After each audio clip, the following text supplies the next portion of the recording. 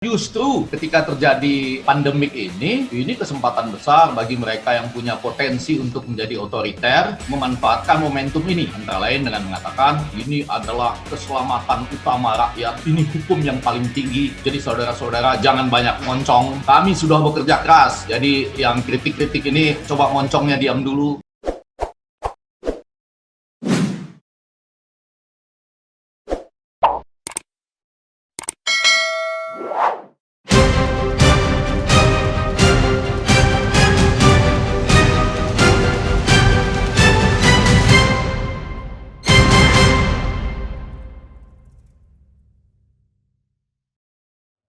Baik, selamat malam. Assalamualaikum warahmatullahi wabarakatuh.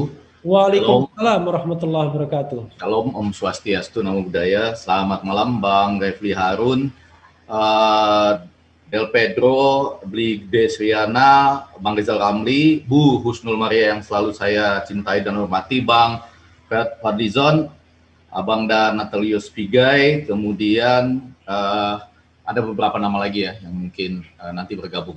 Pertama-tama terima kasih, mudah-mudahan saya bisa menyajikan sesuatu yang agak padat pada malam ini, tapi sebelumnya saya highlight sedikit saja, khususnya ketika saya melihat wajah Del Pedro ini, saya berhutang fakta kepada anak-anak muda ini untuk menyatakan, mudah-mudahan sangat singkat saja, bahwa ketika ada isu bansos tentang saya itu, seluruh media yang saya laporkan ke Dewan Pers sudah dikenai vonis pelanggaran kode etik oleh Dewan Pers. Jadi artinya bukan seluruh media dikenai, tapi media yang saya laporkan, yang menyatakan saya dapat jatah 162.000 itu, sudah dijatuhi vonis pelanggaran kode etik oleh Dewan Pers. Dan pemeriksa saya, kebetulan itu adalah pemeriksa yang paling keras, yang diperiksa oleh Dewan Pengawas itu, juga sudah mengatakan pada saya, tidak ada aliran dana ke saya, jadi dia hanya ingin tahu apa yang ada pada seminar itu, yang pada waktu itu ada Ray Rangkuti bersama-sama dengan saya di seminar itu. Jadi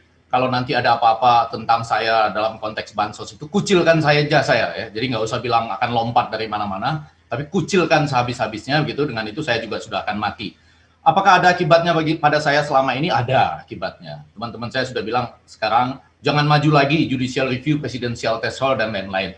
Saya tertarik menyinggung itu karena ini tadi yang disinggung oleh Ibu Husnul Maria, bahwa jangan-jangan ini kesalahan awal, kesalahan asal yang punya akibat seperti ini. Jadi, tapi tetap nanti perjuangan akan kita lanjutkan di beberapa segmen.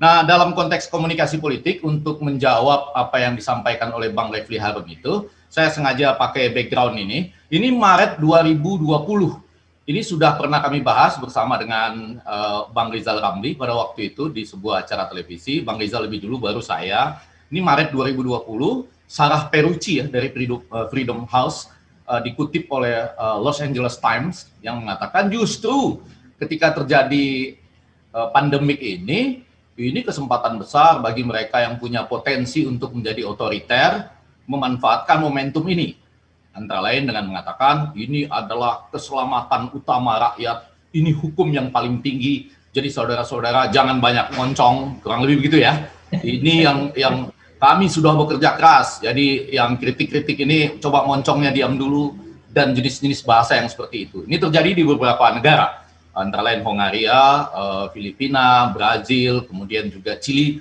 dan masih banyak lagi. Ini ditulis Maret 2020, ketika waktu itu saya dan Bang Rizal sudah mengatakan kita sangat mungkin melakukan lockdown. Tentunya tidak boleh mengatakan lockdown-nya akan berlangsung 2 bulan gitu ya. Lockdown-nya itu dalam konteks komunikasi politik harus kita mengatakan 1 minggu dulu.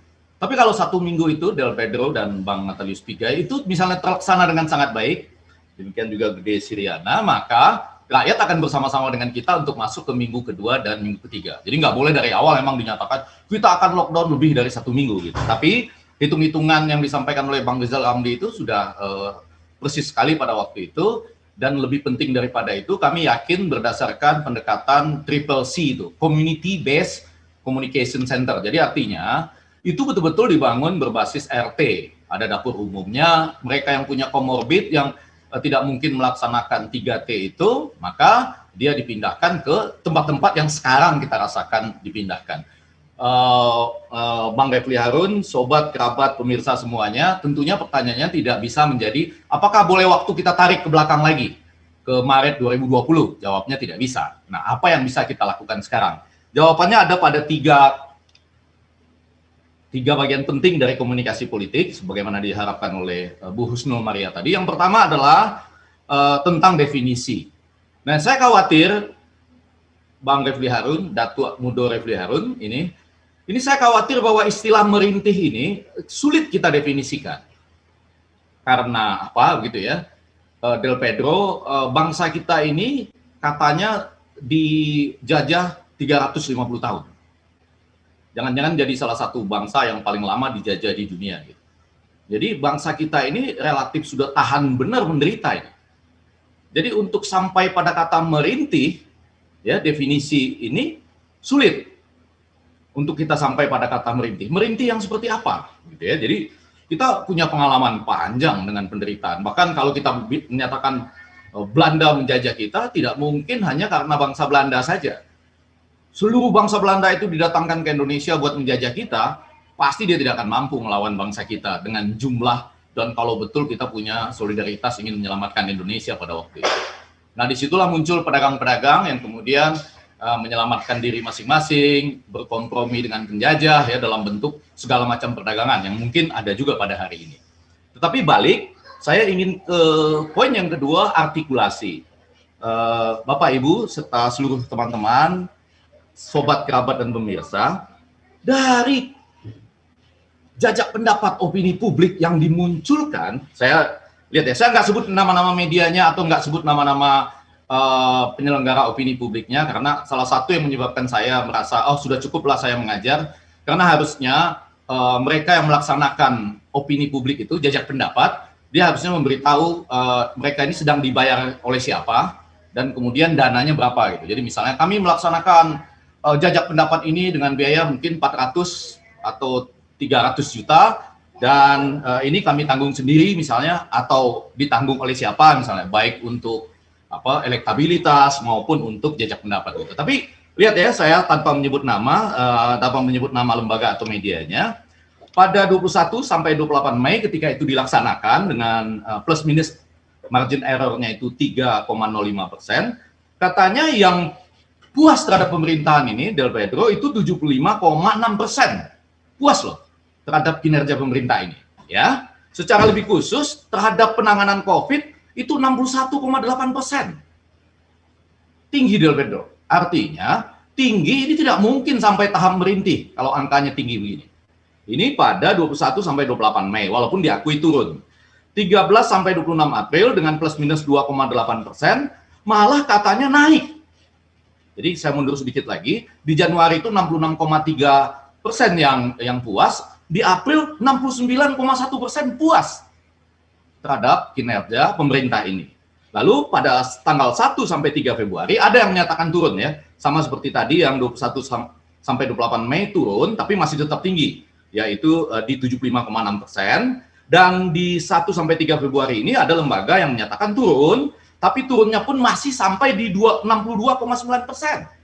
Tidak ada alasan merintih pada tingkat kepuasan seperti ini. Nah, saya agak membandingkan dengan pada 7 sampai 11 Juli tahun 2020, Litbang sebuah media menyatakan ada ketidakpuasan publik terhadap menteri. Bukan terhadap presidennya nih, terhadap menterinya 87,8%. Nah, berkaca pada Malaysia, ini jangan-jangan Bapak dan Ibu sekalian, sobat, kerabat, pemirsa, Bang Refli Harun, jangan-jangan ini seperti di Malaysia ini. Orang tidak merasa marah kepada rajanya, tapi kemudian marah kepada Perdana Menterinya. Kita di sini karena nggak punya Perdana Menteri, akhirnya menteri-menterinya yang disalahkan. Ya, saya khawatir bagaimana membaca persepsi ini. Walaupun Malaysia menurut saya sudah agak lebih... Jangan-jangan sama negara kita nih kan, kalau menurut Mas Sowi the king juga. Ya makanya itu saya bilang sudah ada yang menyatakan the king, arahnya diarahkan ke menterinya yang diminta turun atau dinyatakan 87,8% tidak puas kepada menterinya sejak Juli 2020. Dan kalau berkaca dari Malaysia, mereka tidak puas terhadap rajanya, Perdana Menterinya ganti loh. Ini jangan-jangan kita dalam tanda petik harus belajar pada Malaysia 2 kali loh Malaysia ini sudah ganti Perdana Menterinya nih. Ya, itu yang disebut ekstra konstitusional. Kita nanti menunggu Noroki No Party untuk menjelaskan itu.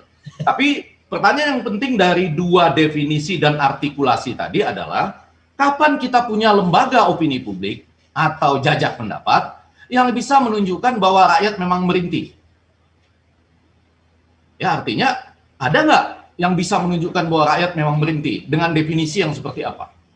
Padahal kita sehari-hari mengatakan rakyat memang sudah mengalami hal yang seperti dilukiskan oleh berbagai pendekatan tadi, pendekatan sosial, pendekatan selamatkan Indonesia, pendekatan dari para intelektual muda, pendekatan ekonomi, Bang Rizal Ramli, pendekatan ilmu politik, Bu Husnul, dan lain-lain. Jadi kita punya masalah serius pada definisi dan artikulasi pada saat ini.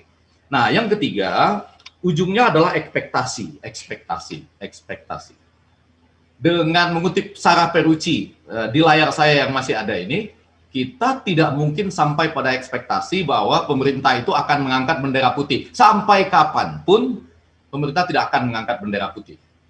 Ya, malah segala sesuatu akan dilakukan dalam kerangka menyatakan kami sedang bekerja keras, Anda yang mencoba dengan monyong-monyong Anda itu, moncong-moncong Anda melakukan kritik, keselamatan rakyat adalah hukum yang utama. Karena itu Anda harusnya minggir dulu gitu ya, dengan segala tangan keras. Bahkan ciri-ciri untuk ciri-ciri atau katakanlah isyarat-isyarat untuk meminta bantuan pada negara lain itu juga ditunjukkan sebagai ijtihad, bukan dalam rangka menaikkan bendera putih. Nah, karena itu saya mau mengakhiri ini ya dengan 2 hal. Saya tadi sepenuhnya berterima kasih atas semangat yang ada dari Del Pedro dan Gede Siriana. Tapi barangkali yang perlu kita tunjukkan pada hari ini, salah satu hasil diskusi kita malam ini adalah mari kita ajak masyarakat atau rakyat yang memang sudah merintih menaikkan bendera putih. Walaupun definisinya bisa dipakai berbeda oleh Del Pedro tadi, bahwa ini seakan-akan pemerintah yang harus menaikkan bendera putih. Pemerintah mengatakan seluruh jajak pendapat opini publik menyatakan mereka masih puas pada kami. Nah, jadi sekarang coba kita tunjukkan sebaliknya. Mereka masyarakat yang sudah merintih atau merasa seperti tidak ada jalan keluar dari persoalan ini, naikkan bendera putih di rumah Anda besok. Mulai besok pagi naikkan bendera putih. Dan kita harus uji juga apakah itu ditangkap atau tidak. Gitu. Oh, kalau ditangkap sudah jauh sekali kita dibandingkan Malaysia. Malaysia itu di Sarawak misalnya sangat banyak yang menaikkan bendera putih dan dengan itu dia mendapat bantuan dari DPR-nya. Dan yang paling terakhir, saya ingin mengatakan begini, memang betul pemerintah ini sudah punya kelemahan, walaupun tentu berkali-kali kita harus mengatakan seluruh pihak sudah melakukan kerja terbaik, pemerintah juga apalagi teman-teman nakes yang berada di garis depan, dan kalau mengucapkan kata-kata ini kita akan selamat dalam semua diskusi apapun, asal ujungnya Anda sebutkan kita berterima kasih atas semua orang yang sudah tentunya harus kita apresiasi untuk bekerja keras termasuk pemerintah. Tetapi yang mau saya katakan, memang betul pemerintah harus mencatat atau menggarisbawahi bahwa government trust, kepercayaan pada pemerintah itu sedang turun. Mau buktinya apa? Dr. Lewis saja bisa mengalahkan sebagian dari government trust tersebut. Jadi, kalau betul government trust itu kuat, kepercayaan publik terhadap pemerintah itu ya, atau public trust kalau kita lihat ke arah government, pada pemerintah itu kuat, maka nggak ada apa-apanya Dr. Lewis itu, orang tahu dia adalah dokter kecantikan, ya sudah bukan anggota ID misalnya, bahkan ada yang mengatakan dia termasuk orang sedang punya persoalan dengan gangguan jiwa. Nah, kan ada masalah itu kalau kepercayaan publik terhadap pemerintah itu kalah pada kepercayaan publik terhadap orang yang sedang mengalami gangguan jiwa misalnya. Jadi ini hal-hal serius yang harus kita perhatikan. Saya garis bawahi 3 hal tadi. Yang pertama adalah definisi kita soal merintih. Yang kedua, artikulasi kita. Apakah ada opini publik yang sebaliknya dengan nyata menyatakan sebagaimana jajak pendapat atau mungkin influencer lain menyatakan selama ini kepuasan publik terhadap kinerja pemerintah itu masih sangat tinggi. Lalu apa ekspektasi kita? Mengharapkan pemerintah menaikkan bendera putih? Nggak akan ada. Persis seperti latar belakang saya ini yang Sarah Perucci dari Freedom House mengatakan, karena itu mungkin harus ada gerakan-gerakan, dan kalau rakyat menaikkan bendera putih misalnya sebagai tanda tidak setuju atau sedang merintih, apakah itu juga akan ditangkap? dan pada akhirnya mudah-mudahan public trust terhadap pemerintah itu bisa makin tinggi, atau nanti kita lihat kalau dia makin turun, maka muncul bahaya-bahaya lain. Bagaimana misalnya kita lihat hanya seorang Dr. Luis bisa meruntuhkan, padahal Dr. Luis katanya sedang mengalami persoalan dengan itu yang disebut dengan OD, orang dengan GJ itu. Nah, apakah sebuah kepercayaan publik itu bisa terhadap pemerintah dikalahkan oleh orang-orang dalam kondisi seperti itu? Kurang lebih seperti itu. Saya kembalikan kepada moderator. Terima kasih. Mohon maaf kalau ada kata-kata yang kurang berkenan. Terima kasih. Ya, baik. Sedikit humor lah ya melihat semua yang hadir di ruangan ini. Sepertinya beli gede Sriana, kita harus yakin bahwa DPR ini memang kompak dengan pemerintah. Yaitu di antara kita semua yang paling patuh memakai masker di dalam rumah atau ruangan, Bang Fadlizon ini di sini. Walaupun harusnya memang pakai masker di dalam rumah, tapi lihat semua yang lain tuh nggak pakai itu ya. Cuma udah Fadlizon yang pakai. Jadi memang DPR dengan pemerintah agak di perpustakaan kompak, ini. Apa? Lagi di perpustakaan saya. Perpustakaan ya, tapi di rumah atau di perpustakaan tetap pakai masker. Baik, closing statement saya ada 3 poin. Poin pertama dan kedua, pertanyaannya diawali dengan sampai kapan, sementara poin yang ketiga yang saya tahu kapannya. Closing yang pertama sampai kapan itu adalah sampai kapan pandemik COVID-19 ini, baik di Indonesia maupun di seluruh dunia. Bapak dan Ibu, sobat, kerabat, pemirsa, teman-teman narasumber, jangan barangkali kita harus berpikir lain. Jangan-jangan pemerintah kita ini justru sangat hebat dan sangat jitu. Dia kalau di TikTok itu ada diulur dulu gitu ya, ulur dulu bang gitu ya maksudnya ya. Memang diulur sedemikian rupa dengan penghitungan yang sangat baik. Siapa tahu loh ini sampai nanti ketika negara-negara lain sudah selesai dengan COVID-nya, maka kita akan dibantu pada waktunya. Jadi jangan-jangan ada semua pemikiran yang tidak kita pikirkan. Ini teori TikTok ini. Ulur dulu bang gitu ya dengan goyangan-goyangan. Sampai pada akhirnya nanti negara lain sudah selesai, lalu kita dibantu dan toh akhirnya bisa selesai. Walaupun ada nanti jawaban yang ketiga, seperti tadi yang disampaikan oleh Bang Rocky Gerung. Yang kedua, sampai kapan ini ya penciuman dari media ataupun tim jajak pendapat itu masih terganggu oleh COVID-19? Gitu. Ya kan, salah satu ciri khas COVID-19 kan penciumannya tidak tajam. Gitu. Apakah media, tidak semua media demikian ya, masih banyak media yang baik, tapi Del Pedro, kenapa media misalnya, baik yang melakukan jajak pendapat sendiri ataupun mengutip jajak pendapat lain, belum bisa mencium misalnya bahwa rakyat merintih misalnya, gitu ya, Del Pedro ya, mereka belum bisa mencium gitu. Sampai kapan mereka teridentifikasi dengan kesalahan penciuman atau kekurangan penciuman yang merupakan gejala COVID-19 ini? Atau kita yang justru salah penciuman, terlalu sensitif gara-gara COVID-19 ini ya, kita yang suka cerewet ini. Sampai kapan? Ini sebuah hegemoni yang harus dijawab. Nah, kalau yang ketiga, agak banyak humornya, tapi warga Amerika tahu gitu, dengan mengatakan bahwa COVID-19 di Amerika Serikat itu selesai ketika terjadi ganti presiden.